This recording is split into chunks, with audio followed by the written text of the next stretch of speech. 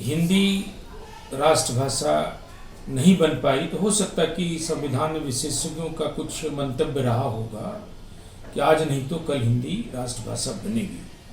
और आप जहाँ तक अमृत महोत्सव की बात कर रहे हैं तो मुझे पूर्णतः आशा ही नहीं विश्वास था कि राष्ट्रवादी प्रधानमंत्री आदरणीय नरेंद्र मोदी जी जब 15 अगस्त 2022 को इसके समापन में लाल किले के प्राचीर से भाषण करेंगे तो जिस तरह से 370 धारा को समाप्त करने की घोषणा कर दी गई थी, उसी प्रकार शायद मुझे लगा कि राष्ट्रभाषा हिंदी की घोषणा हो जाएगी। लेकिन दोस्तों, आज मैं पुनः उपस्थित हूं आपके सामने राइजिंग बिहार के यूट्यूब चैनल पर एक और सक्सेस से आपका रूबरू कराने, यानी आमने सामने साहित्य यात्रा के अंतर्गत हम एक और सक्सेस से भेंट करने जा रहे हैं और वे हैं वीरेंद्र कुमार यादव जी।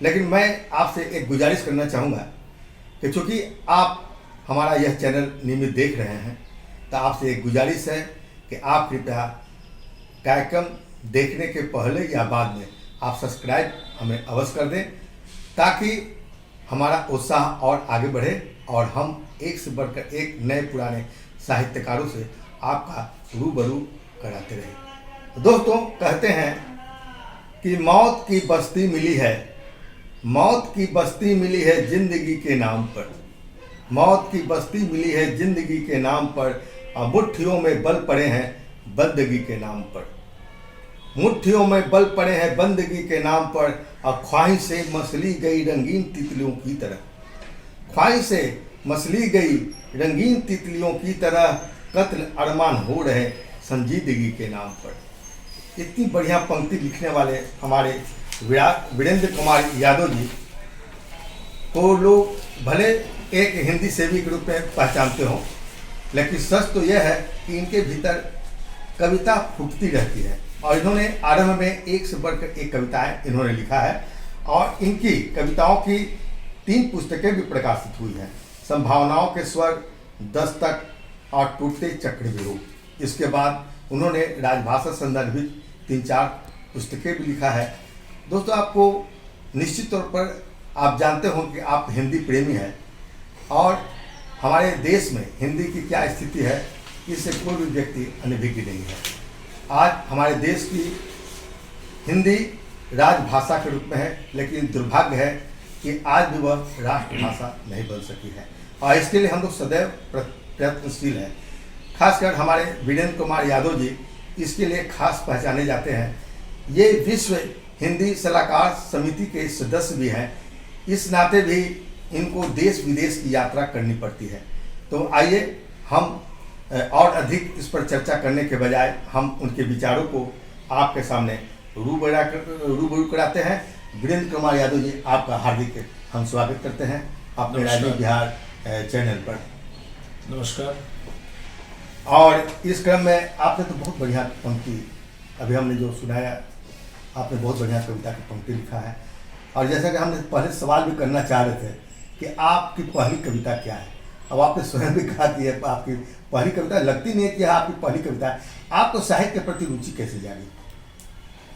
सबसे पहले तो मैं बता दूं कि मैं बिहार से मतलब गांव से पढ़ने में दिल्ली के मॉडल स्कूल में गया, तो जहाँ बिल्कुल अंग्रेजी में वातावरण था। तो वहाँ से एक पत्रिका निकलती थी संदेश, तो वो अंग्रेजी में ही छपती थी। अच्छा। तो हम लोगों ने वहाँ के प्रधानाचार्य से पहली बार मिलकर के आग्रह किया कि इसको दुभाषिया करें तो ज़्यादा अच्छा होगा। तो प्रधानाचार्य ने हमारी बात को माना। तब तक मैं छोटे मोटे चीज़ कुछ लिखता रहता था और चूँकि हिंदी के लिखने वाले लोग कम थे तो वहाँ से शुरुआत हुई और होते होते मुझे लिखने की जो प्रेरणा कहिए या कैसे उसको तारतम्य में बिठाया, तो ये 1980 की बात है।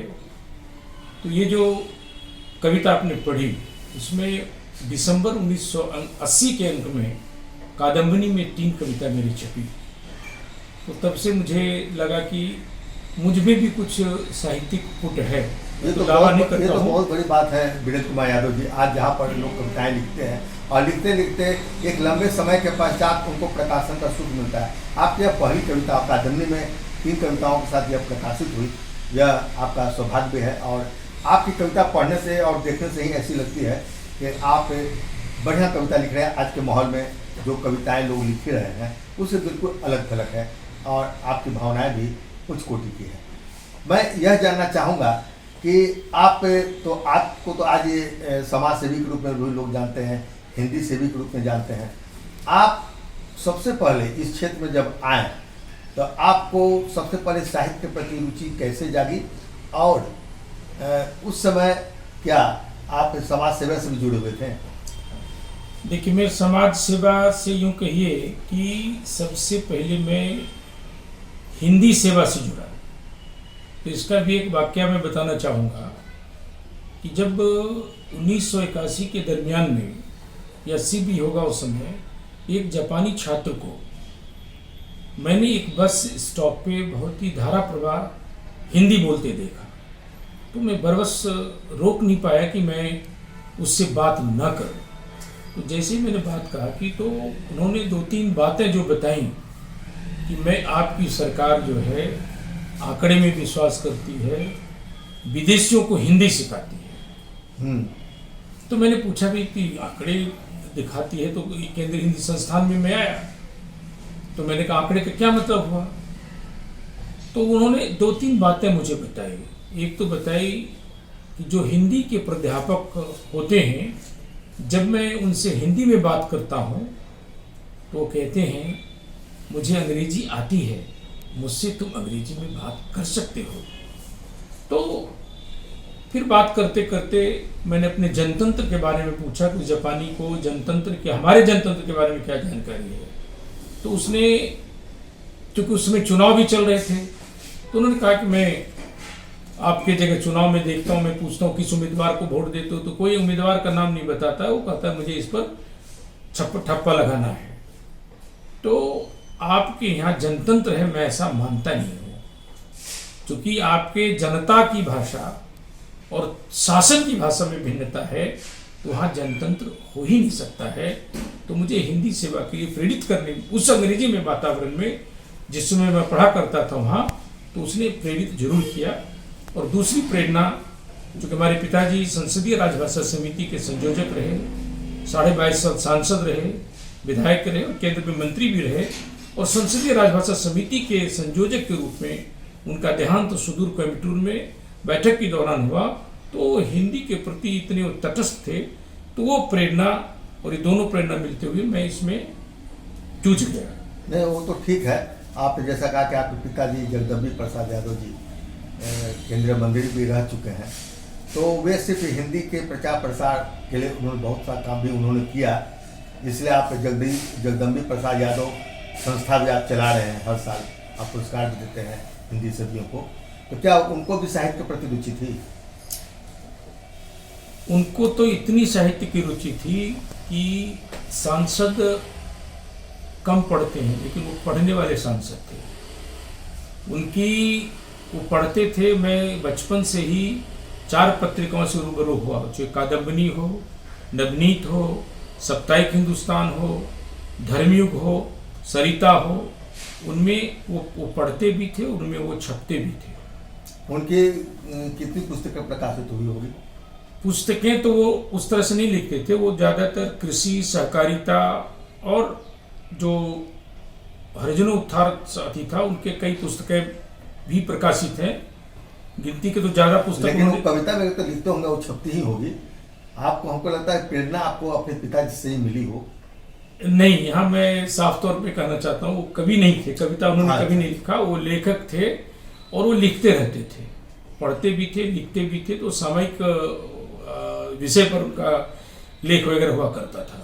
अच्छा, मैं जानना चाहूँगा वीरेंद्र कुमार यादव जी कि आपको लोग हिंदी का प्रचार प्रसार करने वाले एक सरकारी सेवक समझते हैं, जबकि पता नहीं आप उसमें क्या समझ रहे हैं। और कोई तो आपको राजनीति के क्षेत्र में नेता भी समझने लगे हैं। तो राजनीतिज्ञों से आपका कितना संपर्क है और किस तरह का है? देखिए, बहुत ही अच्छा सवाल है। वो मैं इसलिए भी सवाल कर रहा हूँ, मुझे लगता है कि आप बहुत दिन तक आप किसी भारतीय जनता पार्टी के साथ जुड़े भी रहे हैं, उस संदर्भ में। मैं जुड़े हूँ नहीं, मैं जुड़ा हुआ हूँ भी। अच्छा अच्छा। चूँकि मैं राजनीति के क्षेत्र में भी हूँ मैं, और मैं संघ से भी जुड़ा हुआ हूँ, जनसंघ से भी जुड़ा रहा और भारतीय जनता पार्टी से जुड़ा हुआ हूँ मैं। इसके अनुशासन समिति का सदस्य भी रहा, प्रदेश कार्य समिति में भी हूँ। लेकिन जो आजकल का राजनीति परिप्रेक्ष्य है, तो हो सकता है कि उसमें हम लोग फिट ना बैठते हों, तो उससे जो समय मिलता है उसको मैं हिंदी सेवा में पूरी तरह झोंक देता हूँ। और जो सवाल आपने सरकारी सेवक की बात की, तो कुछ लोग समझते नहीं हैं। जैसे मैं भारत सरकार के हिंदी सलाहकार समिति का सदस्य बोलता हूँ, तो लोग, मैं तो सलाहकार समिति का सदस्य हूँ, तो लोग समझते हैं भारत सरकार के सदस्य हैं, तो उस अति से सोच लेते होंगे। तो चूंकि मैं सरकार के सलाहकार में रहते हुए भी हिंदी की बात को राष्ट्र के परिप्रेक्ष्य में देखता हूँ, वो किसी पार्टी के परिप्रेक्ष्य में नहीं देखता हूँ। और जब मैं उसकी बात कर रहा होता हूँ, अगर काउज में सरकार भी आड़े आता है, तो उससे भी मैं दो दो हाथ करता हूँ। ये बिल्कुल मैंने देखा है, आपने जहाँ भी कभी हिंदी के बारे में आपने जो भी विचार व्यक्त किया, बिल्कुल निष्पक्ष और बेबाक आपके विचार रहते हैं। और मैं संभवतः शायद इस कारण ही मैं आपसे बहुत प्रभावित भी आरंभ से रहा हूँ। और मैं इसलिए जानना चाहूँगा कि देखिए, आज भी इतने वर्षों के बाद भी इस संबंध में आपने कई जगह चर्चाएं भी की है कि हिंदी जो है आज भी आज़ादी के इतने वर्षों के बाद भी, जबकि हम आज़ादी का अमृत महोत्सव मना रहे हैं, तो इसके बावजूद आपको आज हिंदी का यह दुर्भाग्य हम मान सकते हैं कि इतनी तमाम कोशिशों के बावजूद, जबकि सरकारी इतने धन का दुरुपयोग, हम तो दुरुपयोग इसलिए कहेंगे कि इतने प्रयास के बावजूद भी हिंदी आज भी देश की राष्ट्रभाषा नहीं बन सकी, राजभाषा के रूप में हम लोग पहचानते जानते हैं। तो इसके क्या कारण हो सकते हैं? क्या आपको नहीं लगता है कि इससे हमारे देश का धन तो दुरुपयोग हुआ है, लेकिन इसके आगे कौन आड़े आ रहे हैं? देखिए, हिंदी राष्ट्रभाषा नहीं बन पाई, तो हो सकता है कि संविधान विशेषज्ञों का कुछ मंतव्य रहा होगा कि आज नहीं तो कल हिंदी राष्ट्रभाषा बनेगी। और आप जहाँ तक अमृत महोत्सव की बात कर रहे हैं, तो मुझे पूर्णतः आशा ही नहीं, विश्वास था कि राष्ट्रवादी प्रधानमंत्री आदरणीय नरेंद्र मोदी जी जब 15 अगस्त 2022 को इसके समापन में लाल किले के प्राचीर से भाषण करेंगे, तो जिस तरह से 370 धारा को समाप्त करने की घोषणा कर दी गई थी, उसी प्रकार शायद मुझे लगा कि राष्ट्रभाषा हिंदी की घोषणा हो जाएगी। लेकिन किसी तकनीकी कारण से नहीं हुआ है, नहीं हो पाया हो। लेकिन मैं आज भी आशावान हूँ कि हिंदी कल भी राष्ट्रभाषा थी और हिंदी कल भी राष्ट्रभाषा होगी। इसके लिए प्रयास करने की आवश्यकता जरूर होती है। इसमें सरकार के साथ साथ हम लोग हिंदी वाले बहुत अधिकतर दोषी हैं। आपने बिल्कुल ठीक कहा, मैं भी इस बात को महसूस करता हूँ। मुझे लगता है कि राजनेता जो लोग होते हैं, कुछ भी संविधान पारित करना चाहते हैं या कुछ भी बात सामने लाने जैसा आपने कहा कि वो चाहते तो हमारे प्रधानमंत्री जी भी इसको लागू कर सकते थे, लेकिन मुझे लगता है वो कहीं ना वो जनता से जुड़े होते हैं और जानते का अधिकार जनता। मुझे लगता है कि हिंदी के लिए जितना शोर जनता मचाती रही है, भीतर से भीतर कहीं ना कहीं वो चाहती है कि अंग्रेजी का वर्चस्व कायम रहे। तो क्या इसमें जनता अधिक दोषी है या सत्ताधारी? देखिए, इसमें हम लोगों की सरकार से बहुत सालों से लड़ाई चलती है। अभी नई शिक्षा नीति आई, तो नई शिक्षा नीति आने से पहले हम लोग मांग करते हैं कि भाषा कोई खराब नहीं है, चाहे अंग्रेजी रहने दीजिए, लेकिन हिंदी और भारतीय भाषाओं को उच्च शिक्षाओं में आप विकल्प दे दीजिए। नहीं तो मैं अंग्रेजी क्यों पढ़ते हैं? हम लोग के बच्चे अंग्रेजी पढ़ते हैं या समाज अंग्रेजी क्यों पढ़ना चाहता है? इसलिए पढ़ना चाहता है कि सरकार का नीतिगत दोष है यहाँ पर, क्योंकि शिक्षा से, दीक्षा से, परीक्षा से, नौकरी से, प्रतिष्ठा से, सम्मान से, पैसा से अंग्रेजी को जुड़े हुए हैं। अगर हिंदी और भारतीय भाषा का विकल्प दे दें तो मुझे नहीं लगता है कि राष्ट्रभाषा ना भी बने, नई शिक्षा नीति ना भी आए, तो भी हिंदी तुरंत गति से आगे बढ़े। मुझे लगता है कि देखिए, अंग्रेजी जानने और अंग्रेजी के पीछे भागने का एक प्रमुख कारण चाहे वह युवा हो चाहे बेरोजगार हो, रोजगार ही होता है या व्यवसाय या रोजगार कहिए, और उसको हमारे संस्थान हो या देश की हमारे जो मंत्री लोग हैं, नेता लोग हैं, जो भी लोग हों, वो इसे हिंदी से नहीं जोड़ पा रहे हैं। और इसका एक प्रमुख कारण भी यह है कि जब तक हिंदी को हम व्यवसाय से या रोजगार से नहीं जोड़ेंगे, हमारी यह सारी कल्पना ही रह जाएगी।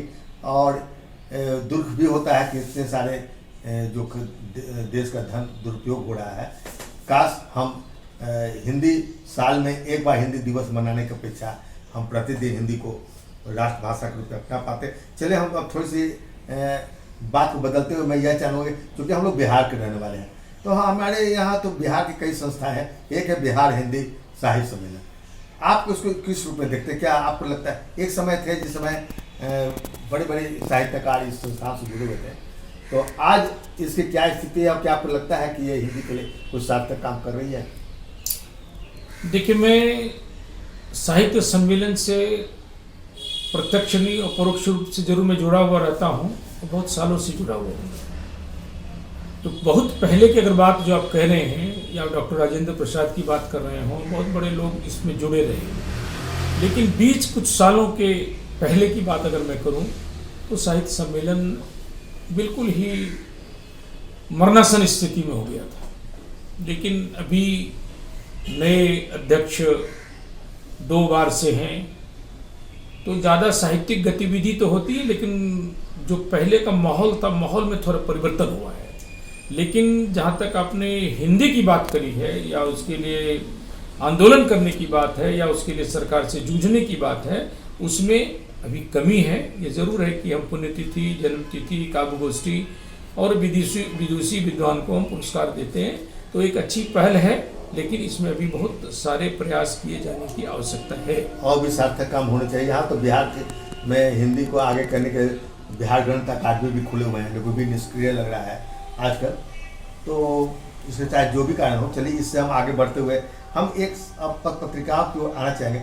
आप तो पत्र पत्रिकाओं से शुरू से जुड़े रहे, आपकी कविता कादम्बरी में प्रकाशित हुई।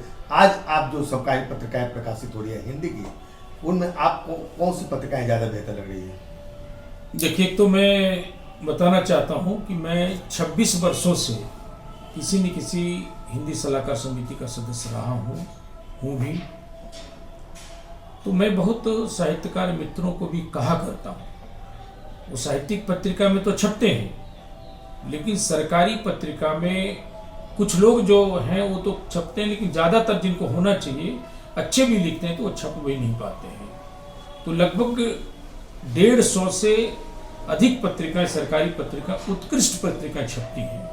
अब मैं बात करूं विदेश मंत्रालय से निकलती गगनांचल, तो गगनांचल पत्रिका में संस्कृति से, साहित्य से, या कभी कभी विशेषांक भी निकलता है कवि का, साहित्यकारों का, तो उसमें लिखना चाहिए और उसमें मानदेय मिलता है। इसलिए साहित्यकार मित्रों को इसलिए बताता हूँ कि मतलब साहित्यिक पत्रिका हो सकता है मानदेय ना मिलता हो, किसी मिलता हो तो कम मिलता हो, तो उसमें मिलता है। जो गगनांचल है तो 6000 मिलता है, संस्कृति है तो 2500 मिलता है।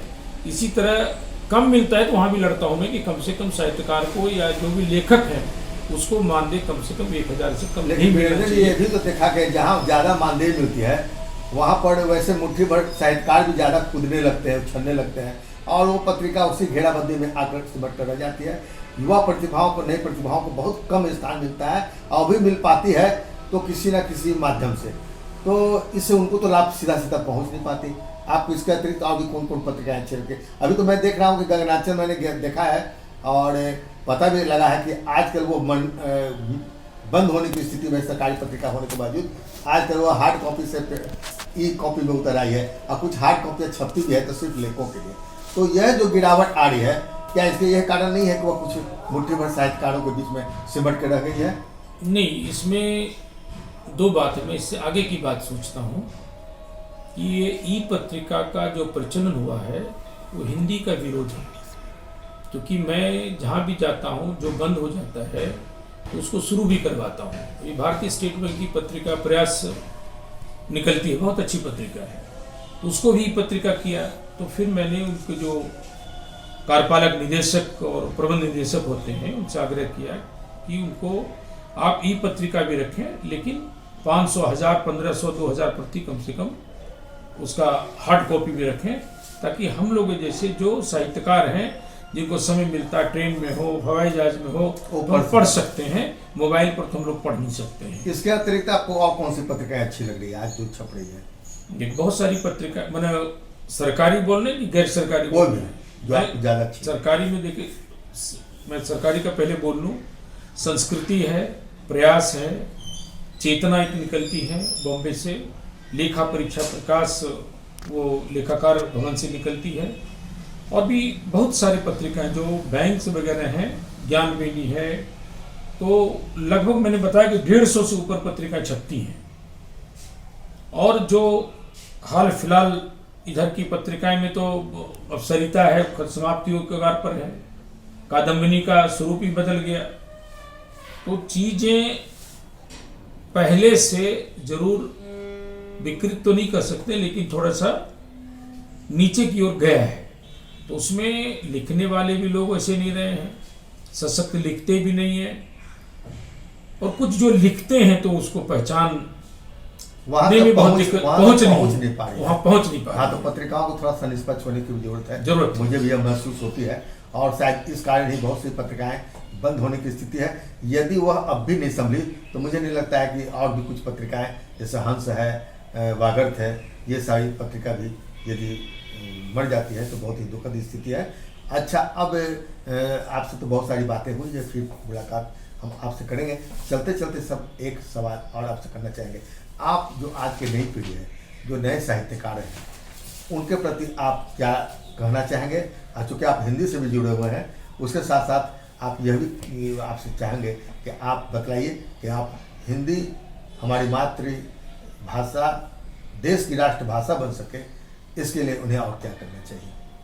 लेकिन 2 सवाल आपने पूछ लिया जी। एक तो मैं साहित्य की दृष्टि से अगर प्रेमचंद जी के शब्दों में कहूँ, जो दलित हो, पीड़ित हो, संत्रस्त हो, उसकी साहित्य के माध्यम से हिमायत करना साहित्यकार का नैतिक दायित्व है।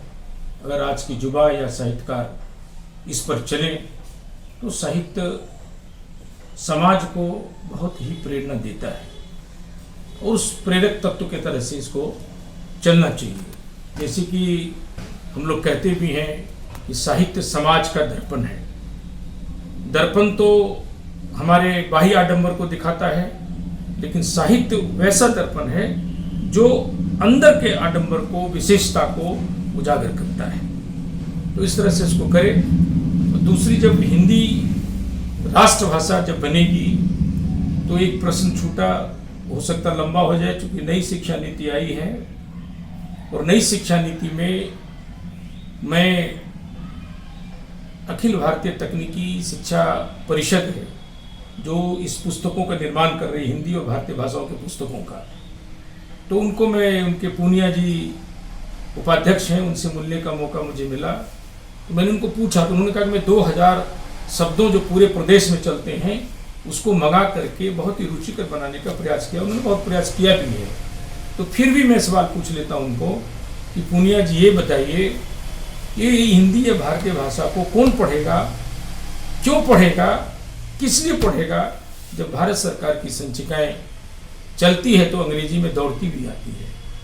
तो एक मानसिकता की बात बदलने की है, और आपके चैनल के माध्यम से जो एक मेरा मिशन अभियान रहता है कि पटना के बैंक में हिंदी वाले लोग जब हिंदी में हस्ताक्षर नहीं करते हैं तो हिंदी की या साहित्य की बात क्या करेंगे।